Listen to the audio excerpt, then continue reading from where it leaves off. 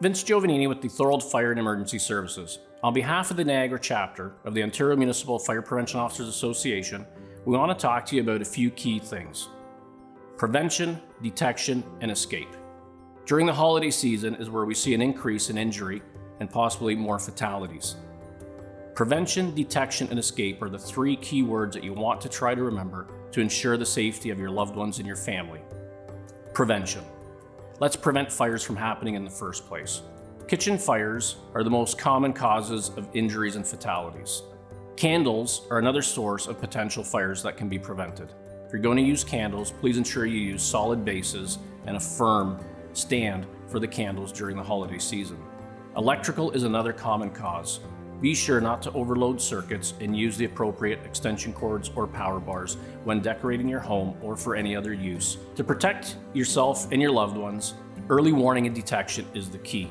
Let's talk about smoke alarms and carbon monoxide alarms. I'm Tamara Clark from Lincoln Fire, and I'd like to talk to you about smoke alarms. It's the law to have smoke alarms on every level of your home and outside all sleeping areas. This is so we can detect smoke quickly and hear smoke alarms while we're asleep.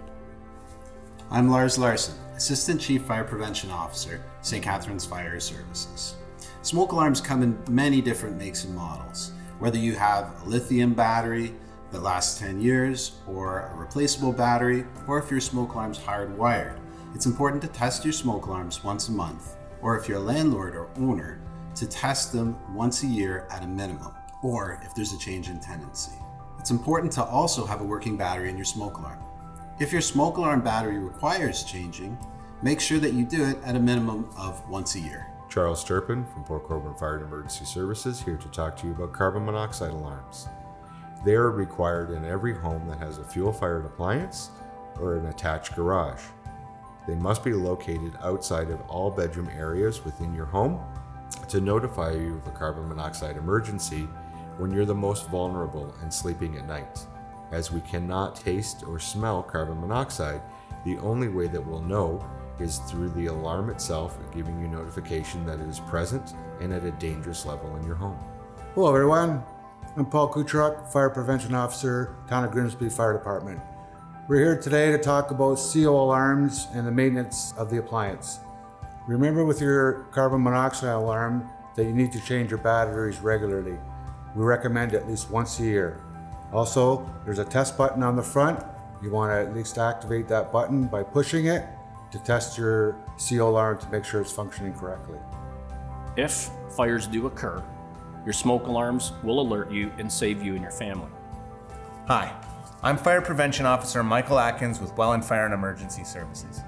Did you know that modern homes can burn up to 8 times faster than homes that were built 50 years ago? That means you may have as little as 2 minutes to get out of a fire. That's why it's important to make and practice a fire escape plan. To make an escape plan, draw a floor plan of your home with your family. Indicate the locations of all smoke alarms, 2 ways out of every room, and be sure to include your outdoor meeting place. It's also important to practice your escape plan at least twice a year with the entire family so everyone knows what to do in the event of an emergency. Put your family first and make your fire escape plan today. Hi, I'm Brad Disher, Fire Prevention and Public Education Officer with the Town of Niagara-on-the-Lake Fire and Emergency Services. If the alarms in your home are sounding, it's important to check the door for heat before you open it. You can do this by placing the back of your hand on the door. If the door feels hot, there could be a fire on the other side, meaning you'll have to find another exit. It's important to remember if you find smoke in a hallway to stay as low to the ground as you can and get outside as quickly as possible. It's also important for parents to develop a plan for who will gather their children and who will call 911.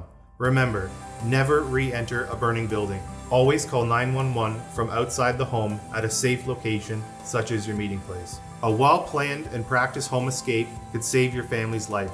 Practice yours today. On behalf of the Niagara chapter of the Ontario Municipal Fire Prevention Officers Association, we want to wish you and your loved ones a very Merry Christmas and a very safe and happy holidays.